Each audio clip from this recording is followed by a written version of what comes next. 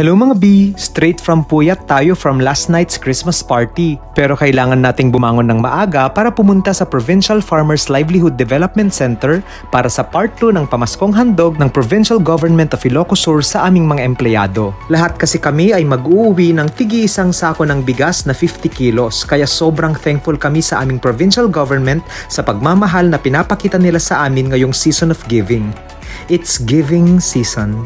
Per department na ang magdidistribute ng mga goods sa kanilang mga staff. Dahil madami pang tao sa pila, hayaan nyong i-flex ko muna kung gaano kadami ang mga ipapamigay nilang sako ng bigas sa aming mga empleyado. We are incentivized for another year of hard work para mas maging ganado at motivated sa aming mga sinumpaang trabaho. This managerial practice is rooted in the belief that rewards and incentives can enhance productivity, increase employee retention, boost morale, and improve organizational relationships.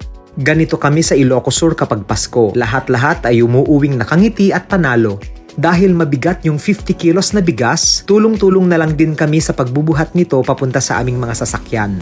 Ako, hindi ko na kailangang magpatulong pa kasi sanay naman akong mag-deadlift sa gym. Hindi ko na dinala yung sasakyan ko ngayon kaya hinintay ko na lang muna si ate para siya na lang ang mag-deliver ng mga epektos sa bahay. B. Totoo ang chismis. Merrier ang Christmas ng PGIS. Yun lang.